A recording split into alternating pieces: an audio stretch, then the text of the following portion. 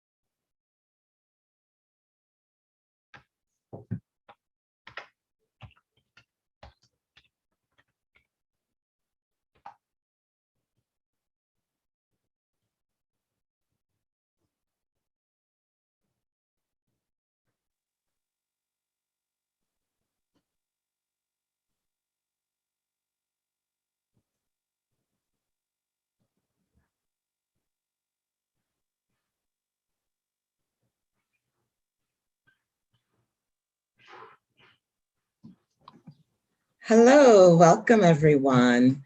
I'm France Luce Benson. I'm the Community Engagement Coordinator at the Fountain Theater, and welcome to today's panel discussion,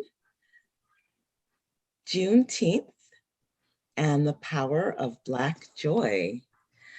I am so honored to have an amazing group of artists and thinkers with us today to talk about the history of Juneteenth. Juneteenth is coming up, as many of you know, next weekend, June 19th, and we are going to be celebrating at the Fountain Theater. So if you go on over to our website or our social media pages, you can get information. We are having a Juneteenth celebration immediately following our production of An Octoroon.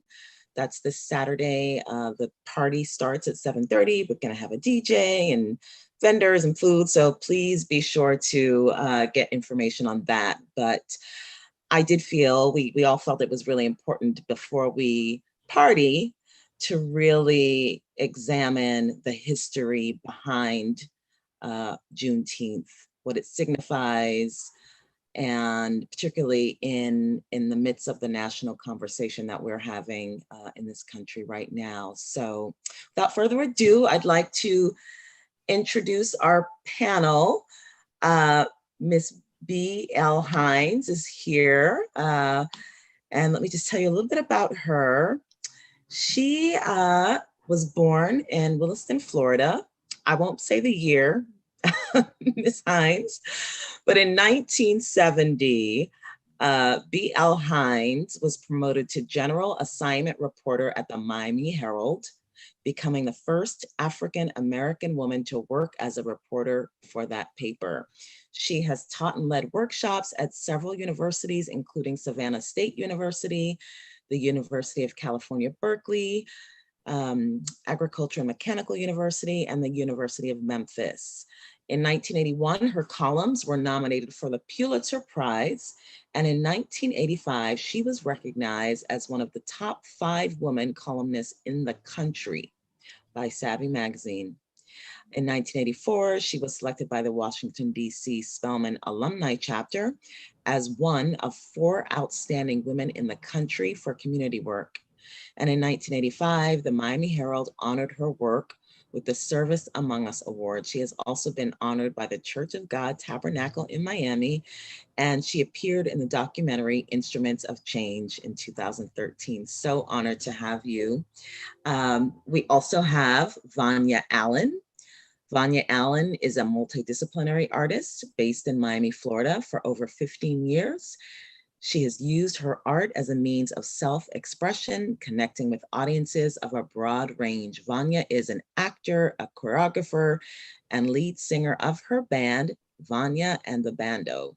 She currently works as display creator for anthropology and is a second-year architecture student. And we have Keith Josef Adkins. Keith is a playwright and a screenwriter. His play, The Great Migration Play, The West End, is scheduled to premiere this year at Cincinnati Playhouse in the Park. His play, The People Before the Park, about Seneca Village, is scheduled for a 2021 production at his alma mater, the University of Iowa. He was recently commissioned by the Apollo Theater in New York City to help curate their inaugural season at their new Victoria Theater. Keith's other plays include Safe House, Pit Bulls, The Final Days, Sugar and Needles, The Last Saint on Sugar Hill, among others. He's been produced off-Broadway at the Cincinnati Playhouse, at St. Louis Rep, Aurora Theater in Berkeley, among others.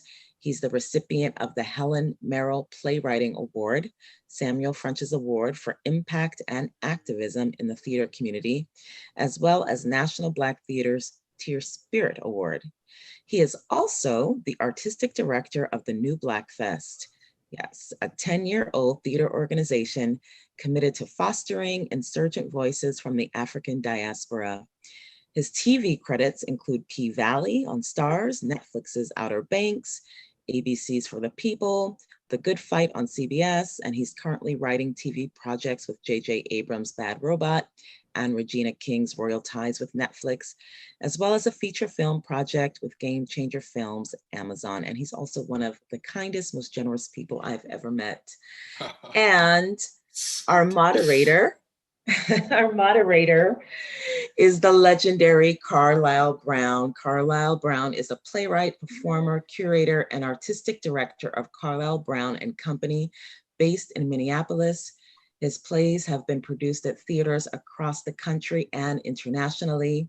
He is an alumnus of New Dramatists and a lifetime core writer at the Playwright Center. He's received numerous commissions, fellowships, and awards, including 2006 Black Theater Network's Winona Lee Fletcher Award for Outstanding Achievement and Artistic Excellence, a 2009 Guggenheim Fellowship, a 2010 Otto Rene Castillo Award for Political Theater, a 2010 United States Artist Fellowship, a 2018 William Inge Award for Distinguished Achievement in the American Theater, and a 2019 Helen Merrill Award recipient. A scholar and a historian, Brown has been an artist in residence or a visiting professor at several colleges and universities, and has worked as a museum exhibit writer and story consultant. He curated the 2018 Cultural Diaspora Residency at the Camargo Foundation in Cassis, France, which I was a part of. It was fabulous. And the Afro-Atlantic Playwrights Festival at the Playwright Center, July 12th to 14th, 2019. I was also a part of that. Thank you, Carlyle. His solo shows include The Fula from America, An African Journey, Therapy and Resistance, The History of Religion, and Acting Black, Demystifying Racism, created to inspire open and honest conversations about race and diversity.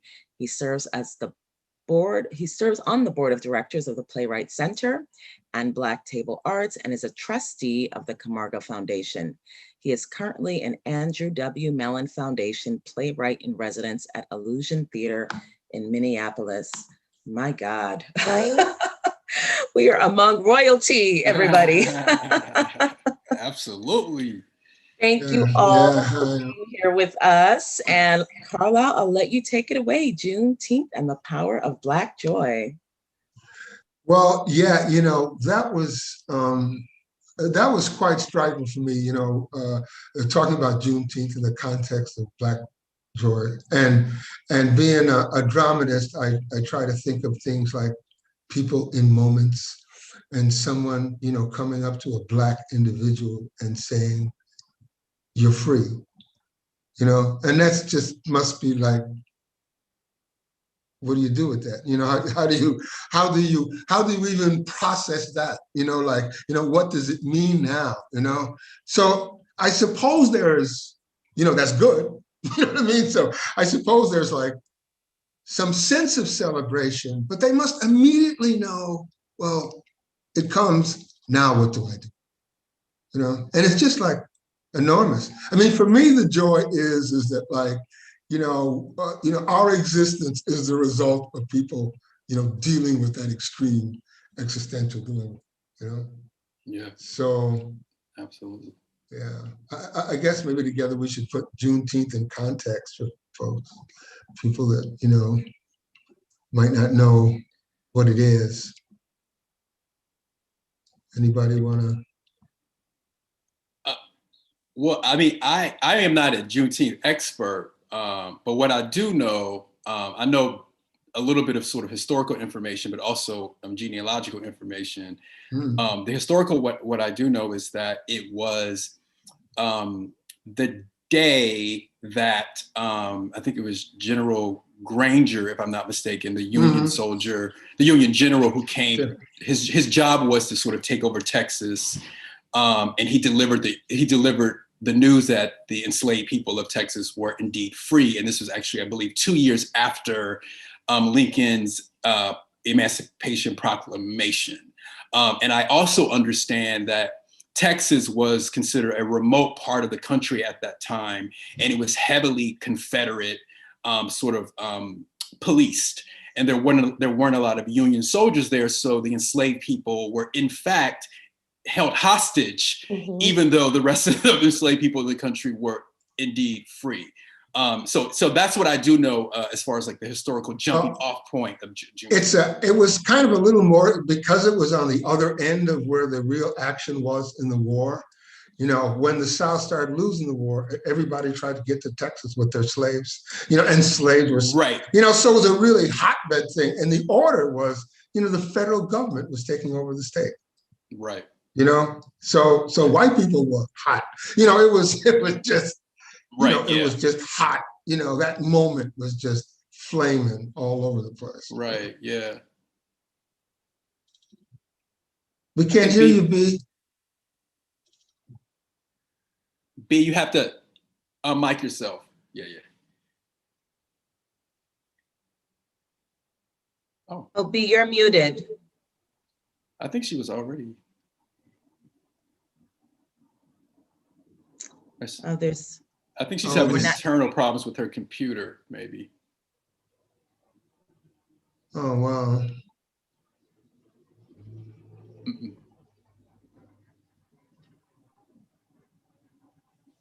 Maybe somebody on our end could give her a call and help her. So, yeah. Yeah.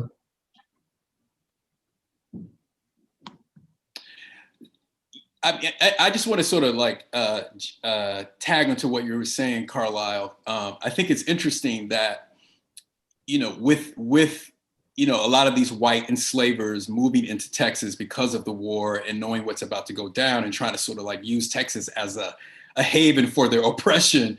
I'm certain, because, you know, enslaved people and free people at that time were in constant in a constant state of sharing information about their well-being with each other. So I imagine that the enslaved people who arrived with the white slaveholders into Texas and those who already were in Texas had some awareness, at least a portion of those people has some awareness that the Emancipation Proclamation had happened.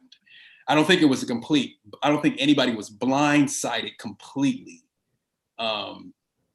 So I think that adds to the like the tension and the conflict of that time, right? Because people are sort of like, well, we heard this happened. Why is it not happening here? Well, in terms of what Black people knew then, there isn't like a great deal of testimony, about that. I mean, they're enslaved, they're trying to survive, they're not stupid. I mean, so I agree, there's a need for them to know, but that hasn't been, what I know, that hasn't been examined. But we actually don't need like textual information. We don't need documentation to prove that to be true, right? We just know our own elders, we know our own ancestors. Like I was lucky enough to have a grandmother who was raised by her grandmother who was a former slave.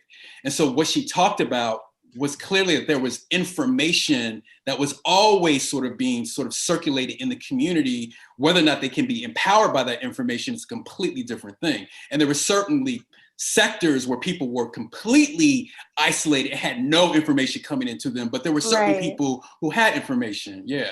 Which means that Juneteenth is not one day, right? We choose a day to collectively observe the idea of liberation and freedom by law, right? So the information came in waves. Everybody didn't find out at the same time. So Juneteenth essentially would be very different from state to state, city to city, family to family, and even in places that were really, isolated, their Juneteenth could have been any number of years after the one that we observed that happened in Galveston, Texas in 1865. So, it's a day that we choose to observe. Just this year, I learned that Florida specifically has a Juneteenth day. I don't even remember what it's called just yet, because this was the first year I'd ever heard of it. But it's essentially the very same thing. It's when a particular group of Africans who were enslaved in Florida found out that they had been legally freed. So, it's a collective celebration. Right. Yeah. And then also too, I heard that not the Creek Nation, I think it was the Choctaw Nation that held their enslaved Africans up until 1866. Right. You know what I mean? So, and I'm sure by that time, some of them were like, I'm using, sort of modern language, but sort of like, like, what is going on here? Shouldn't we be out of these, this situation? Well, I feel too sort of the as you say, like what did Black people know? And, their response to this situation, I guess there are examples like, just hundreds, upon thousands of them ended up in Hampton, right? Because it was like a contraband camp. They must have came from all over. How did they know where to go? You know what I mean? Right. Or that there was such a place where this was happening. You know what I mean? Right. And they were suddenly overflowed with these, with these Black people. And I agree, just like you say, we've done this all through continuity. We're always getting together with our family, talking about what the hell are we going to do with this white man in this country, and pass our knowledge and what we know, so that's certainly what's going on then at a high level. Right. And what you're saying just bears witness to, or is a testament to the fact that there had to be an ongoing circulation of information in and out of the enslaved communities, despite their degree of enslavement. Like there was always information, whether or not they listened to it, because there's obviously some enslaved Africans who were so caught up in the anti-Blackness that whiteness sort of created for them that they were unwilling to hear that or didn't want to hear it. And those who were radical, because even as a genealogist, like I'm someone who goes through those census schedules and the slave schedules, and you can see where a particular slave owner has like 20 to 500 slaves, and there's at least 3 or 4 enslaved people who are marked off as fugitives. So there was always active, reaction and escaping. So clearly there's information and an awareness of their situation, whether or not they wanted to, deal with it or not. So I think that's a beautiful thing. I think that's amazing. Yeah, one of my huge takeaways from Juneteenth every year is to consider what a turning point it was for us as a collective people and as individuals. What a huge new task, right, was put on these, let's just say, 2 generations of people.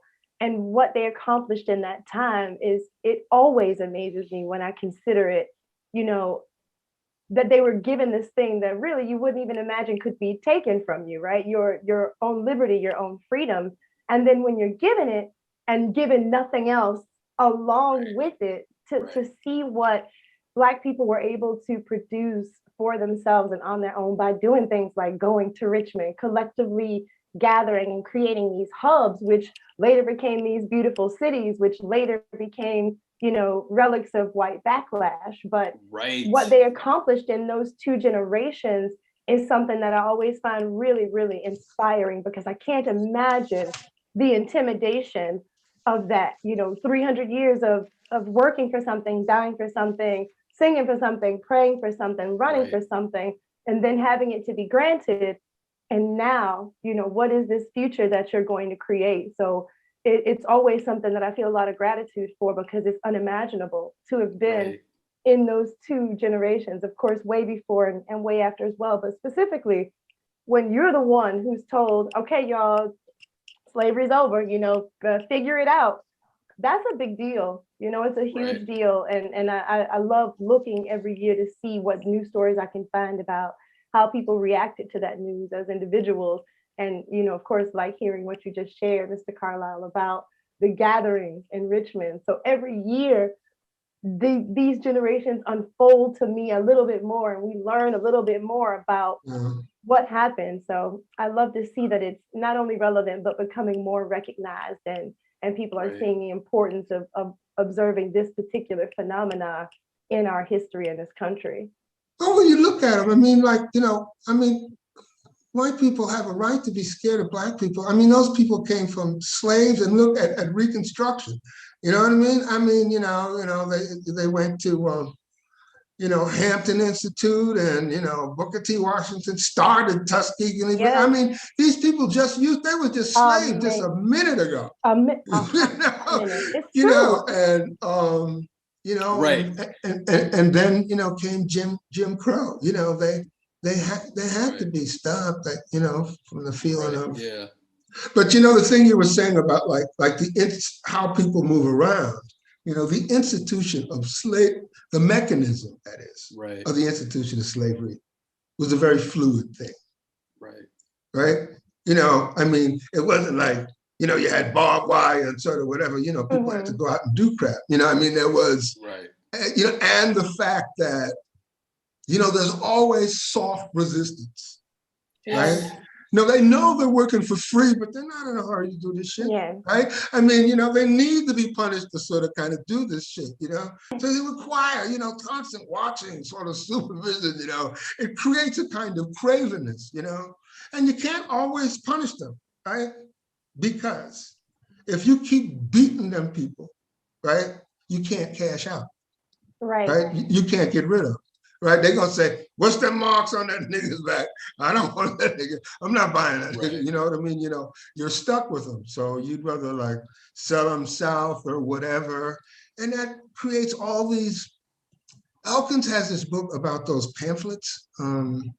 It's called "Runaway Slaves," about those pamphlets that say "runaway," and they give a brief description. Right. Yes. And then it says "notify subscriber."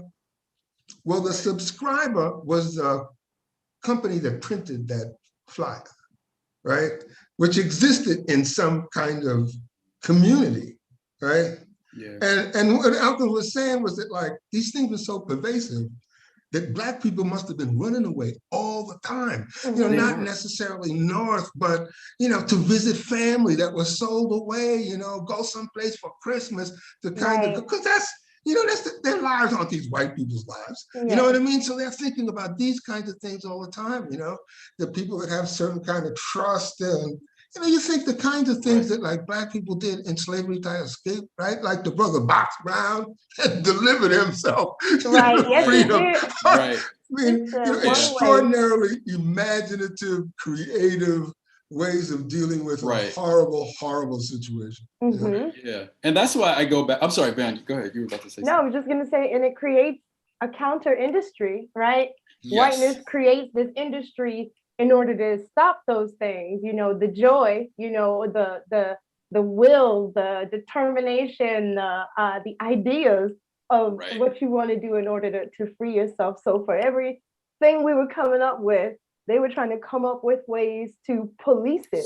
And not only that, but to earn money off of it as well. So I feel like that really kind of helped them, that period of time helped them to understand how to retranslate, repackage, and rebrand, the monetization of Black bodies. So in that time where they were looking at what we were doing and how we were doing it, they were figuring out how to stop it. That's very much the same, system that we're operating. That's exactly the thing. Now, exactly the thing. It's the same mechanism. When we watch what they're doing today, it's the same old thing. They're like Proud Boys. They're like the Lost Cause from the Civil War. I mean, it's the same script. It is. Right. Yeah. I want to jump in for a quick second. I just want to apologize. Bea L. Hines is having some technical difficulties. So I really hope that she's going to be able to join us in the conversation. But just to segue a little bit, one of the reasons I asked Bea L. Hines to join us, besides her illustrious career as a journalist, she actually wrote an article about Juneteenth. I think she said it was in the 80s that the paper chose not to run. And so it makes me, just what we're talking about now, it just that whole idea of suppression, of monetizing our bodies and our intellect and our talents, and also at the same time suppressing our joy. And when I was growing up, Juneteenth was not widely spoken about. It still is, I think, not widely known to people other than Black people. So I just want to switch gears and talk a little bit about that concept of Black joy and what that means, and how you think about Black joy as a tool of resistance, of rebellion, and the ways that it's suppressed. So anybody can jump in, and hopefully Bea will be able to join us. I just want everybody to know that I'm on now. All right. Yes. Perfect timing.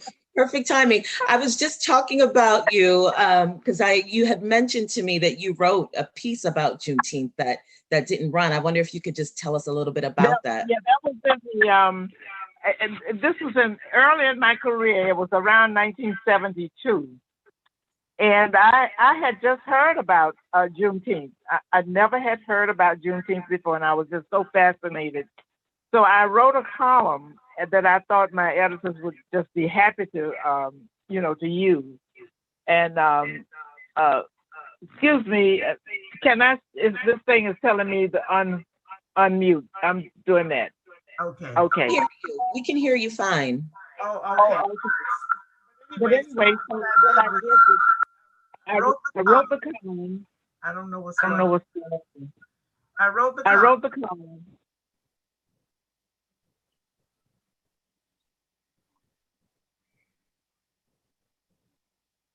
I think we lost her again. Yeah. I think you need to unmute one of these. No. All right. Can you hear me now? Yes. I'm on the phone. Something is noisy. But anyway, I don't know if you heard the last thing I said. Oh my goodness, what is that noise? Is that noise? She has two devices on. She has her laptop on and her phone. I'm going to turn my television on. Okay, I'm turning the computer on so I can. Did we lose her? I think so. We might have lost her again. I'm looking forward to hearing her story about. I know. Yeah, really. I don't mind jumping in the interim. Please do. Regarding the Black Joy. So currently I'm working with an ensemble on a Juneteenth performance as well. So it's a multimedia performance. And what we're doing is some, things from the past, some things from the present, and also considering the future. So Afro, futurism as well. But something that always strikes me about our ancestors, the ones who were enslaved, right? And the ones who were just out of that, because it was so close to it, you might as well call it that.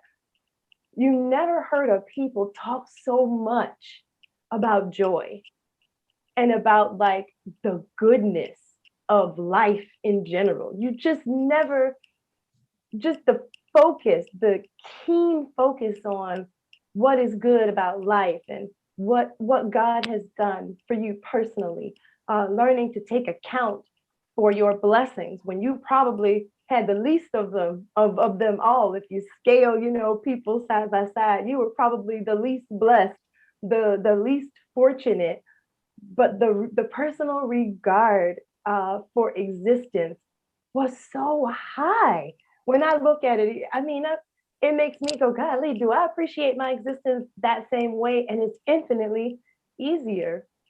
So it's so impressive to me. And I feel like it's not accidental. I feel like it was, very much tuning your mind, tuning your spirit, tuning your body.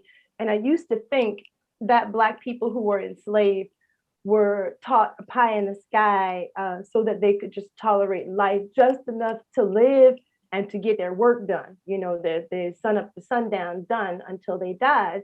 But the more I lived, the more I recognized that it was way more than that. It was forced on us, but then once we embraced it, it really did become this living message. You never heard somebody say the word joy, love, peace so much in all of these songs, even when they were about struggle and running away. It was hope, love, joy, peace, hope, love, joy, peace, these themes that you heard and that were reiterated over and over and over again.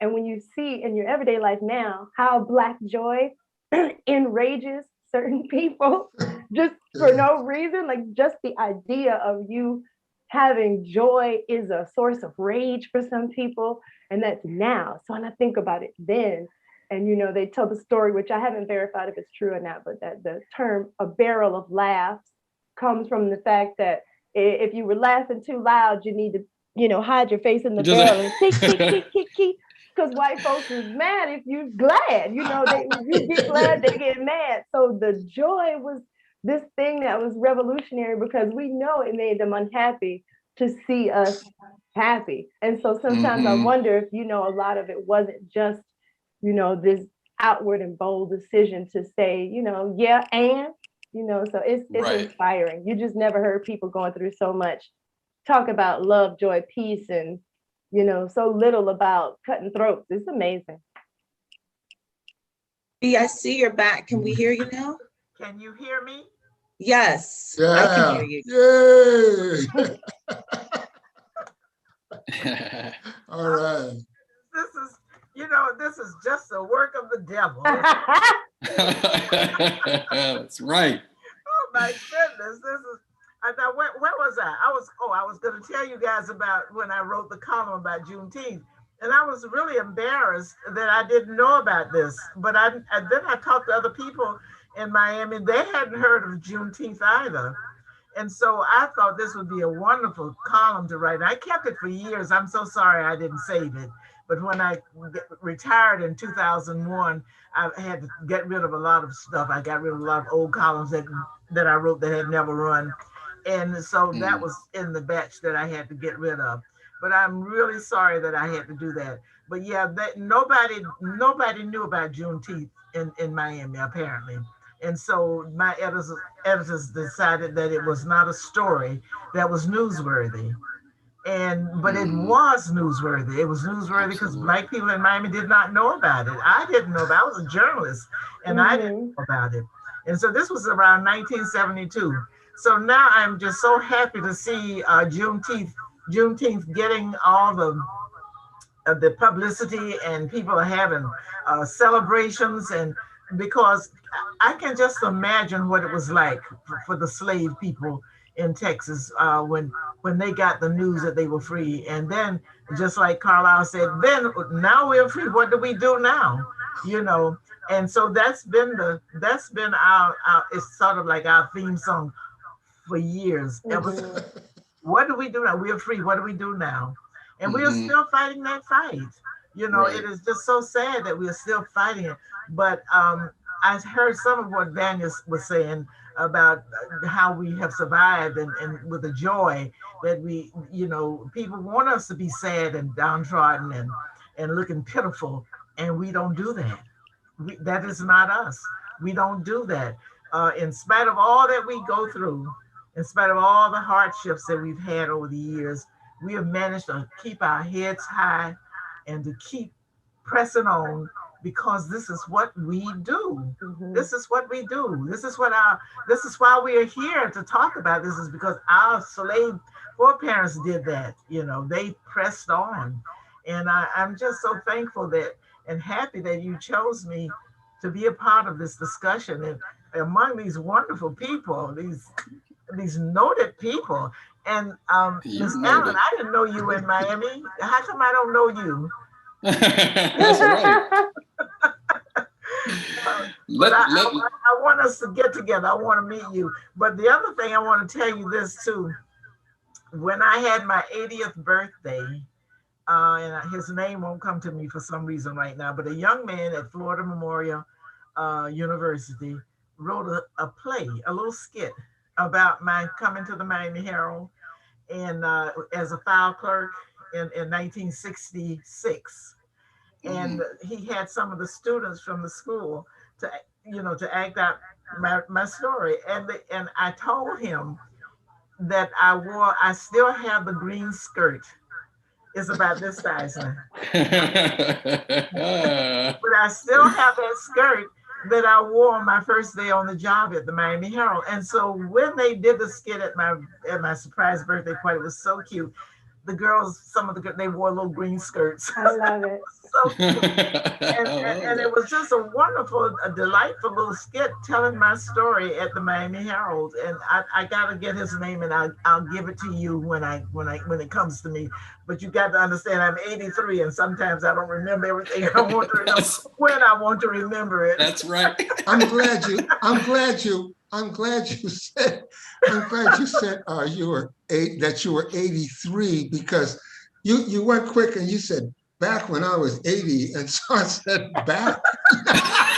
It's like- I was kind of stopped, and then I had to listen hard right. because it kind of stupid me. So I didn't know if I would hear what the rest of what you were saying, but you could confirm it. Well, God bless you, sister. Yeah, So full absolutely. circle that you were trying to get that article out there all that time ago, and now the promotion has never been Right. greater. Yeah. This is so wonderful. We are having this. Broward County is having a celebration on the Moors. Harry Moore and his wife. Do you know about that on Juneteenth? Oh, yeah, Harry And Moore. they You have a got great big celebration in Fort Lauderdale, Florida, Okay. honoring Harry T. Moore and his wife, who were killed by the KKK in 1951. right. They Okay. a bomb blew up their home. Yeah. That's right. Yes. That makes sense. Right. I thought he was in Mims, Florida. Is that? He was in Mims, but for some reason they're naming a street for him in Fort Lauderdale, which is wonderful. Yeah, that's great. And they're having all these activities, and there's a movie. There was a book written, The Bomb Heard Around the World, and the movie was inspired by this book. So I wrote about this in my column yesterday that ran in yesterday's. But if you pull up the Miami Herald and my name, you could find it online. Oh, And that's wow. beautiful. I wrote about the Moors and what they did and why this celebration is taking place on Right. Juneteenth. And Right. and That's it's beautiful. so ironic that Juneteenth was actually Harriet Moore's birthday. Mm. His wife, that was her birthday. Oh wow. So they're having street naming, they're finishing the movie, and there's a lot of activities going on Juneteenth in Fort Lauderdale. And I live about 30 minutes away from there, and I'm gonna get my 2 walking canes and I'm gonna make it. You would get over there. I gotta be there. I wanted to circle back to something that you mentioned, Bea, which is what Carla also mentioned about, and also Vanya, about what do we do now? That question about what do we do now? And it's really interesting to me that, not interesting, I think it's worth noting that the ministers in our community, even the ministers who were alive and active during, the emancipation period, slavery and post-slavery, were, for the most part, the leaders of our community and the organizers and the stalwarts as far as like recognizing and identifying change, right? Mm-hmm.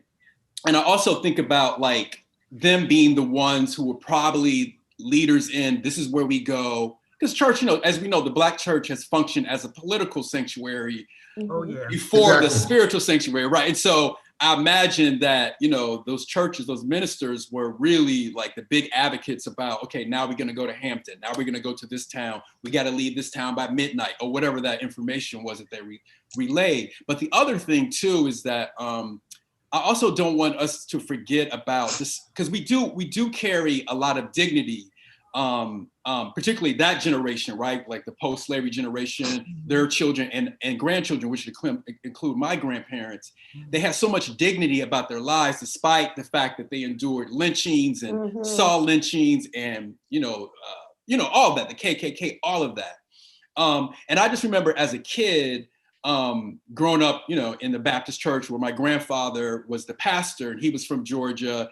He had a brother that was lynched, his father had been enslaved. And so even though they didn't really talk about that specifically, it was definitely within their behavior and in the way they spoke about love. The love and the sort of like the gathering of people has so much weight. It meant so much for you to remember who your cousin is. When you go to this town, you make sure you call her. You make sure you stop by her home. That to them seemed so paramount, right? But the other thing too is that I just remember in the church, there was, because I grew up in the 80s, and I just remember in the church, there were particularly women and older men who would walk into the church and the preacher or the song would trigger something in them. And there would be this unleashing, this purging of trauma and pain that would then on the other side of that rainbow would be the joy, because then you would see them smiling and laughing and people hugging them. But before that happened, you would just see that, you know what I mean? Like that sort of just unleashing. And that unleashing is what you were talking about. All of us have been talking about, is that the trauma that had been built up and there was no place to put it. And, and so I just wanted to like, just say that and just like, give that space. What you're mixing in the Black church in there, in one of the museum gigs I had, it was a exhibit in Louisville, and one of the exhibits was a church, and my job was to make a sound design and a narrative, which would talk about the history of the Black church in Kentucky, which I knew absolutely nothing about, So I said, wow, that must be an immense editing job. But so I had a chance to look through a lot of original material, and some of them were tintype photographs, right? And the ones that were the most common were chalices where the deed for the church was burned, right? So it meant that throughout the South, slaves owned the land, that their church was on, right? And some of them bought the freedom of their pastors, right? Yes. How empowering, right? The church is a spiritual, social, political, cultural institution. The church, maybe that's changed, over time, but the church is the repository of Black culture. Right. They are why we are what we are. You know, they're the ones that contain that you could bring all that in here, you know, and that's how people concretize it. So that's true. Everything you said is true, Carlyle, but I'm kind of seeing with all the mega churches coming along now that some of that closeness and culture that we used to have in the Black church is going by the wayside. It's gone.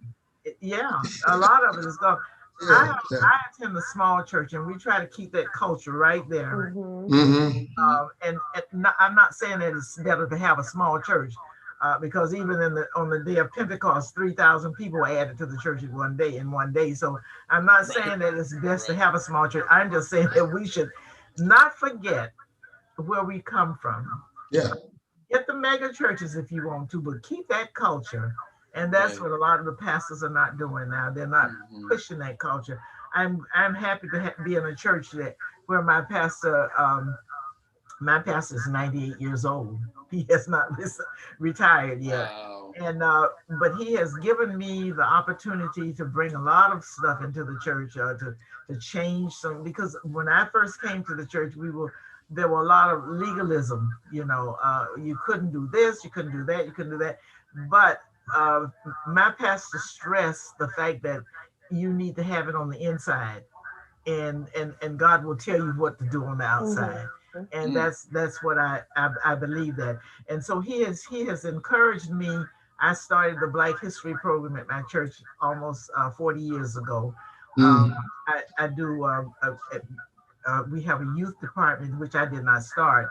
But when we have our graduation services, our grad day programs, we bring in all of that culture. The children act out things. They write plays and they act them out. And it's just so wonderful. And we are one of the few churches that's still doing that. And you know, in Miami, the small churches that's still doing that. I'm not sure what the bigger churches are doing, but I know that they have fallen off the wagon, so to speak. They're not really teaching that culture and bringing it and letting those children know that this is where we came from, and this is we have to remember this so that we could go forward. And I'm so glad that we do that in my church.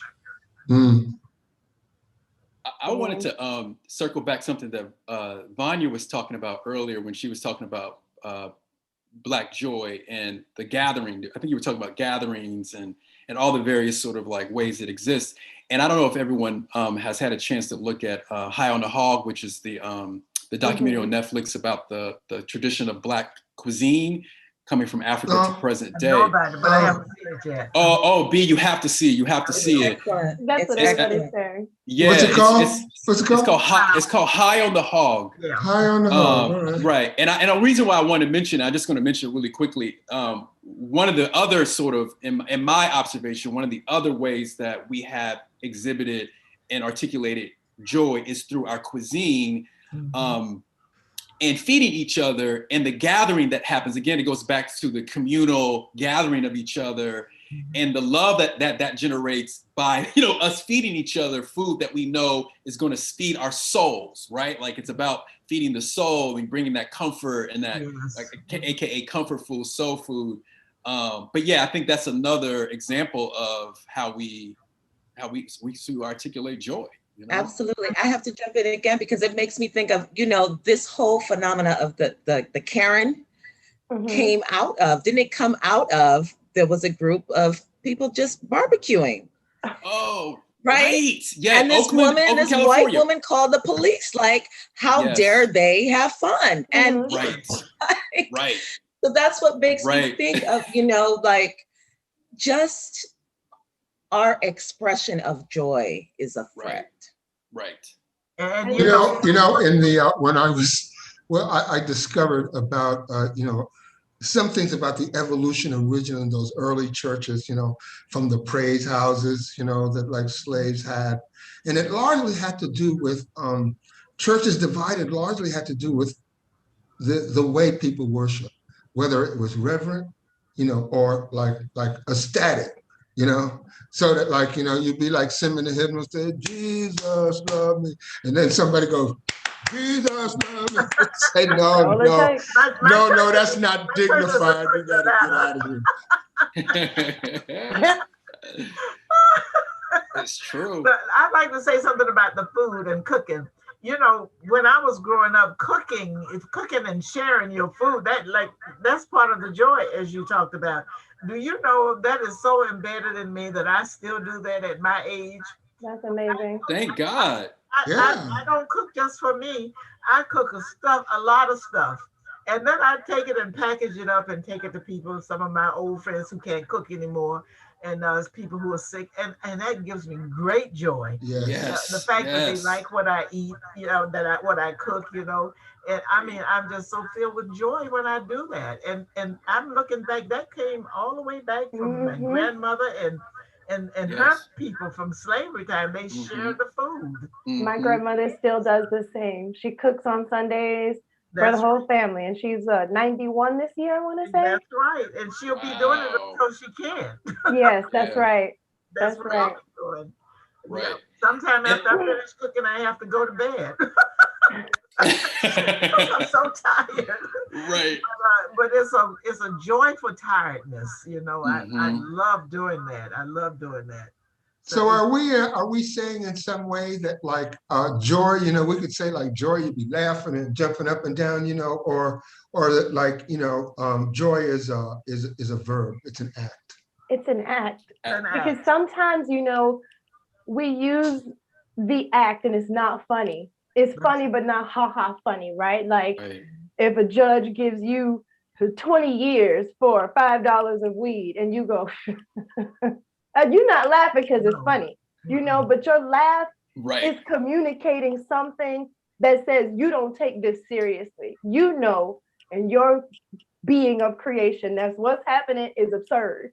And so while your laughter is not necessarily invoking, you know, humor, that scoff, that is the rebellion. And maybe it's not joyful, but it's in the same vein and it's still just as important and impactful for us as a culture. You know, that laugh, you know that feeling of using that joy as a resistance to laugh in the face of this oppression.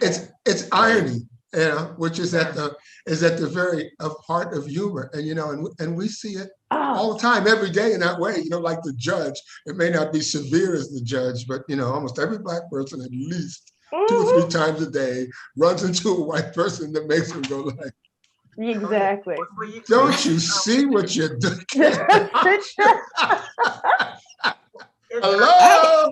It's what makes us these supreme comedians, because I mean the things that we have had to laugh at that are zero funny, and that we have fell on the ground rolling about is because of that joy, that joyful resistance that we have. Oh no. They can't take this joy. Listen, they didn't give it. I tell this story to young people when I speak to them, because I want them to know that it wasn't all. A lot of people say, "Oh, you've been at the Miami Herald those years, you got it made." No, that's white paper. I have never thought I had it made, but you know, I was going through so much at a time during my tenure there. I'm working as a freelancer now. I retired in 2001. But when I was on staff and I was going through so much, I would cry all the way downtown from my house, which was about a 20-minute drive from where I live to downtown Miami, where the building was, which has been torn down now. But I'd sit in the parking lot, I'd get my compact out and powder my face, make sure my hair was right. And when I walked in that building, I had the biggest, brightest smile on my face, because my mother used to say, you don't let the devil give the devil a stick to crack your head with. I would never let it go. Jose hurt me. No way, Jose. I would smile and I had my nice clothes on, and they never knew until I told the story how they hurt me. They never knew. And they weren't supposed to know. Right. My self-esteem up. That right. Was no. Yeah. And I couldn't let them tear me down, no matter what. And that's what we do. That's what we've done all through through generations. We Right. have not let anybody tear us down. You Right. know, we've had some pitfalls and we've had some valleys and some mountains that we've had to climb over, but we have come this far because we Yeah. did not allow anyone to steal our joy, That's right. Hmm. take our joy from us. What a Yeah. feat. I, What a feat. I don't know. I want to say too, B, you made me think about like my grandmother and her generation and us kids laughing, because we laughed at everything. We had laughed at stuff that was dumb, stupid, and she would always say, "What are y'all laughing at? You're just so silly." And it was it was an attack. It was sort of like it was almost she was saying your laugh doesn't have any substance to it. What are you laughing at? You know what I mean? Like, Oh it's God, different to be God. laughing, like what you guys are describing, laughing that's built into some kind of resilience or kind of strategy, but laughter doesn't be laughing. She was not used to that. That was like, laughing about. It's not. I'm with your grandmother. I'm with your grandmother. All that kicking. You know, did not like all that. I could be your grandmother. Right. Yes. Yes. Now I know you live in Miami. You can be mine too, Miss B. I could be yours too. That's right. All right. Call me Grandma B. Exactly. Wow.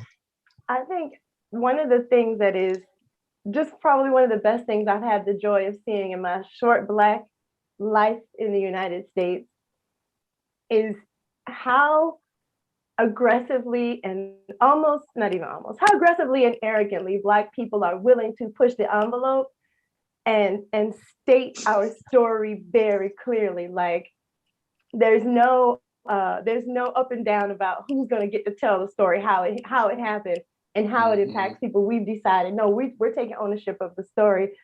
But what I think is so amazing, because it's like a big thing, right? Like Christmas didn't happen in a decade. Christmas happened in like hundreds of years, pagan celebrations, Christian celebrations, and it slowly, but like Juneteenth, Kwanzaa, these things happen because we said it's important. We said this is our day. We named it, we claimed it, and we celebrated. And now, you know, people are joining in, and it's not so much of, oh, that holiday is made up, because every holiday is made up, but because we get to see how it's made up and who made it up and what actual human beings contributed to it, you know, and people try to discount it, but we're not letting them. Right. You know, we're saying it's valid because we said it's valid. Yes. And nobody don't have to believe in this Juneteenth Santa Claus but us. And Right. if us All right, believing yeah. in it is And we good with that. We good. Right. And whenever we good with something, then everybody be like, you know what? Let me get a little bit of Let me that. get a little piece of that. Right. I could taste. I could get a little. That makes me so Yes. proud. That's like I'm young and I've seen a holiday go from what is a Kwanzaa to, you know, now people are like, okay, yeah, I know what Kwanzaa is. You know, Yeah. I've been celebrating. We were Sinai and Kwanzaa. We were Sinai. Over a decade, and it's different. Yes. Like I used to get the crazy looks, like, why are you doing this to your kids? You know, but now people are like, yeah, we get it, and I think that's ginormous. Like that's huge to me. Yeah. Yeah, definitely. That's an example of joyful resistance. Yes. Absolutely. We are just about out of time, although I wish we could just keep going. This is joy right here. Indeed. Listening to all of you. Indeed.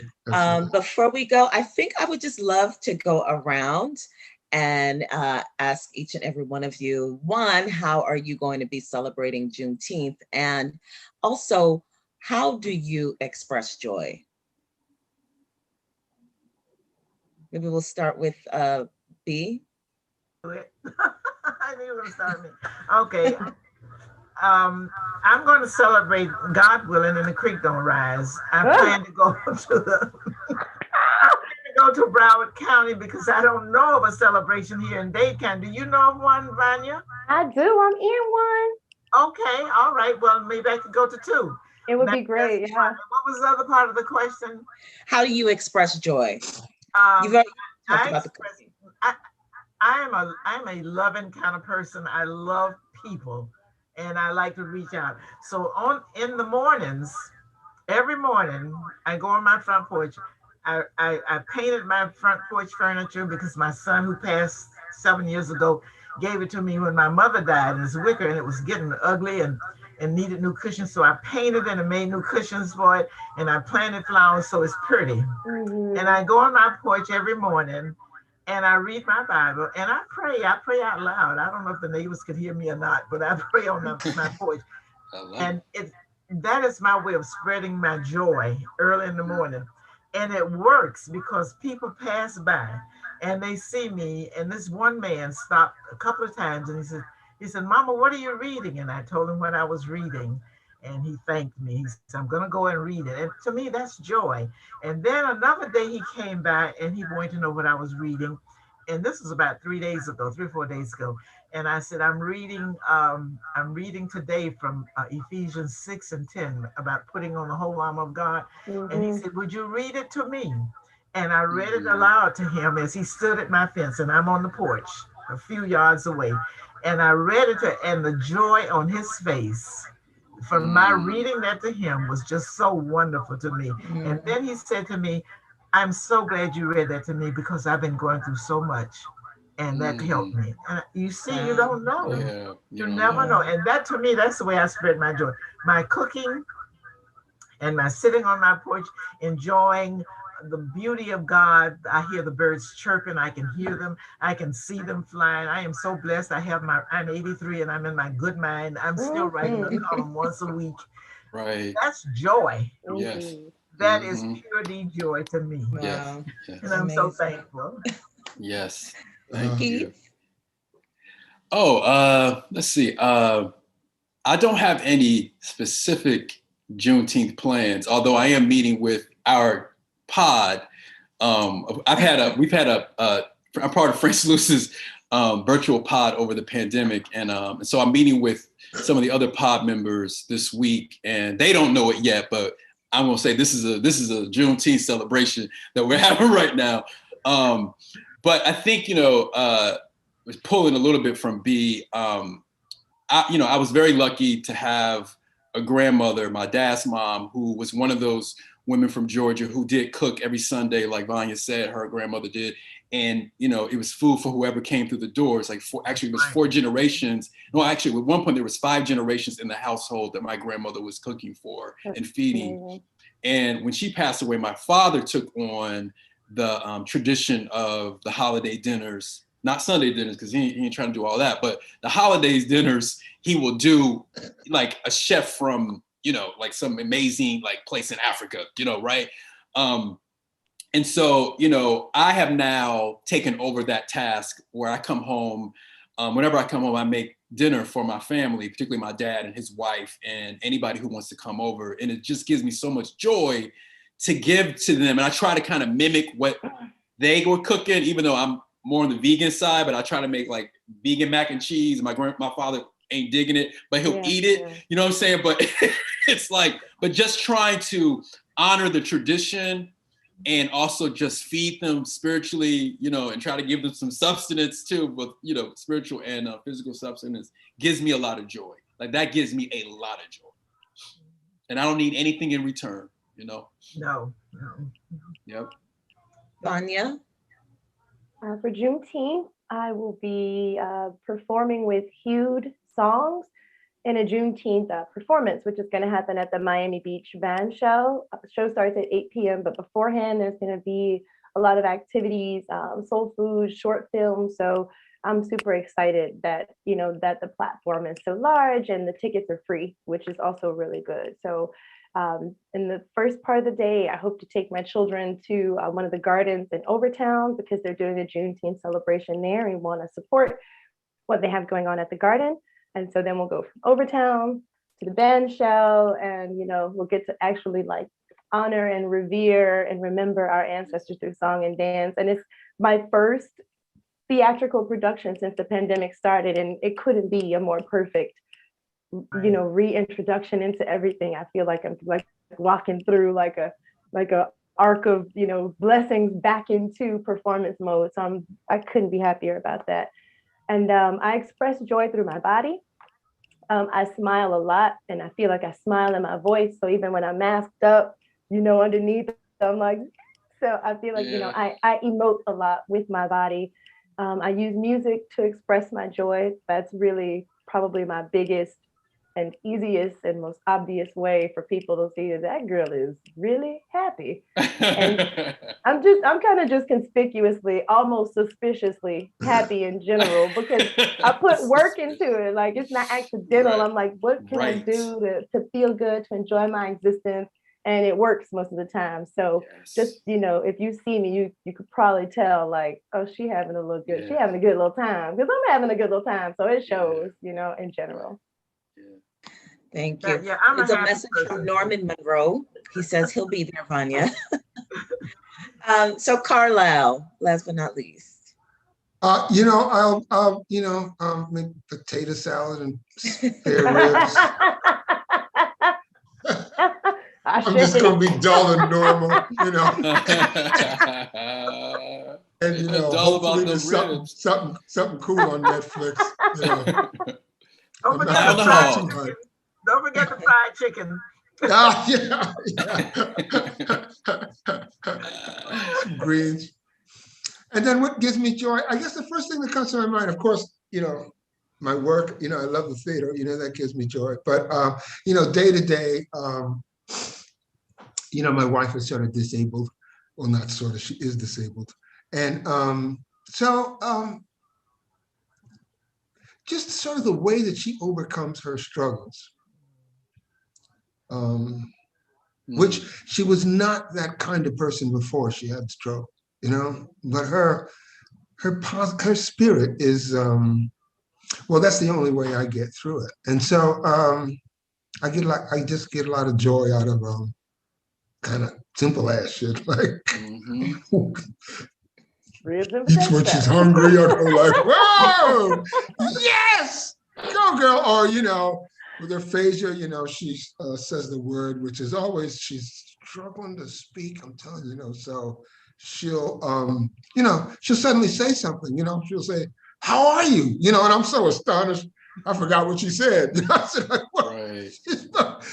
So stuff like that gives me a day-to-day joy, and then makes me appreciate all the other joys that's out there. Right. Indeed.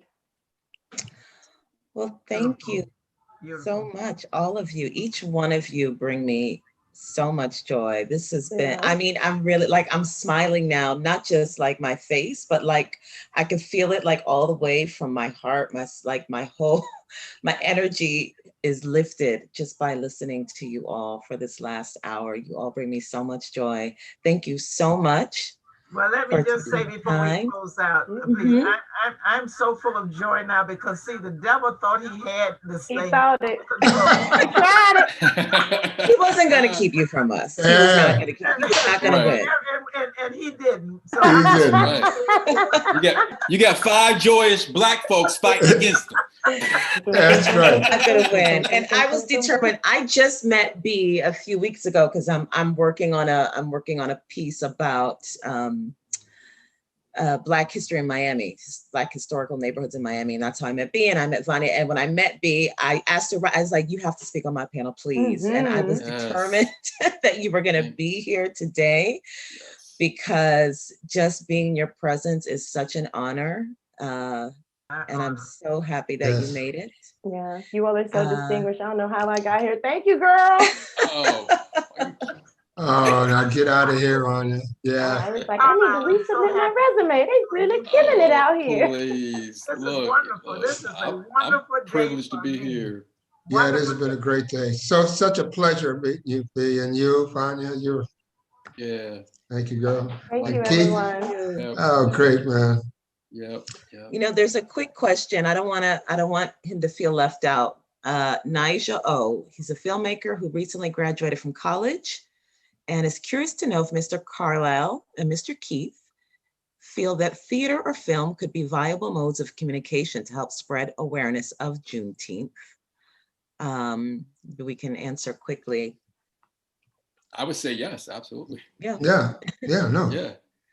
Story is always the way, right? Story is our means of moving forward in life, Absolutely. And speaking of laughter, I know that a lot of people were made aware of Juneteenth just recently from that episode on what's his Donald Glover show, Atlanta.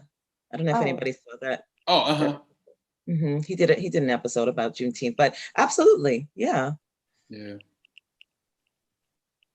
Well, thank you, everybody. I love you. Thank you as well. Love you too, Thank Happy Bea. Juneteenth, everybody. Yes, you. happy Juneteenth. And please, LA folks, we're having a Juneteenth party at the Fountain Theater on Saturday, 7:30 p.m. DJ Erie is spinning. There'll be some vendors, there'll be some vegan treats. All Black-owned businesses will be selling their arts and crafts and vegan food. So please come by, check out our social media pages for information on that. And check out an Octoroon. Tickets are on sale now on the Fountain Theater's website. And have fun. Have fun, everybody. June feeling like February. Good job. Bye, y'all. Bye, everyone.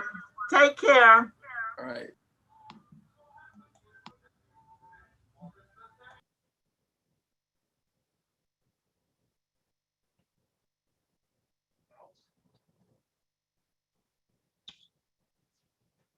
This thing popped up.